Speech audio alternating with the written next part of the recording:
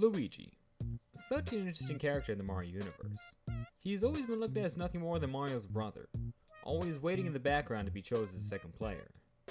But over the years, Luigi has been able to rise to his own fame, and star in his very own games. And whenever I think of a Luigi game, this is always the first one to come to my mind. It's Luigi's Mansion for Nintendo GameCube.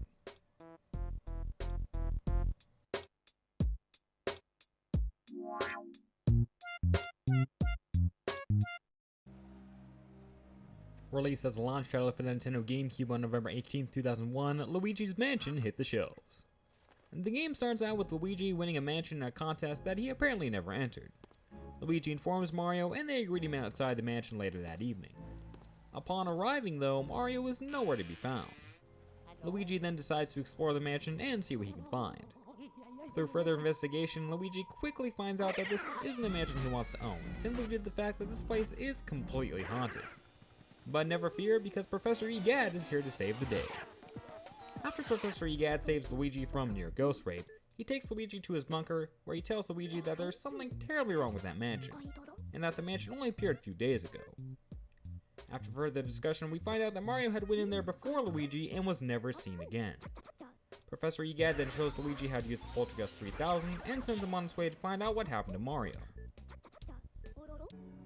After a little bit of ghost hunting, we find out that King Boo is the one who captured Mario and has him trapped in a painting. And now our mission is to defeat King Boo and save Mario.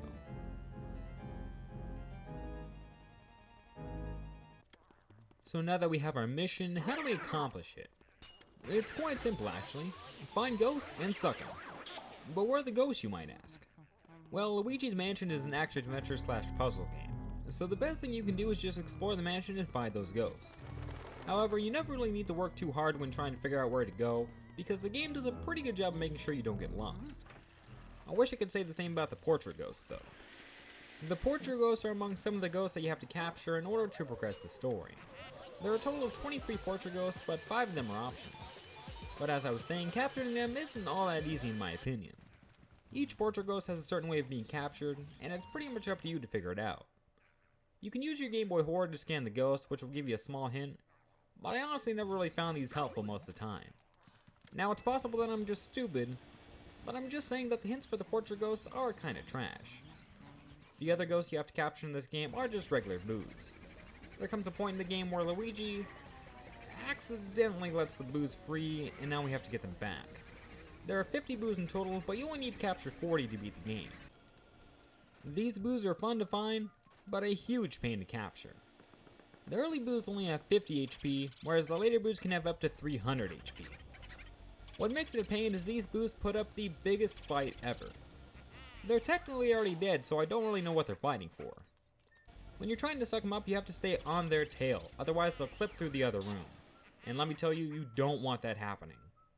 Granted, with the later boos, it's pretty much impossible to get them in one go, but with the early boos, don't let them room hop. It's super annoying.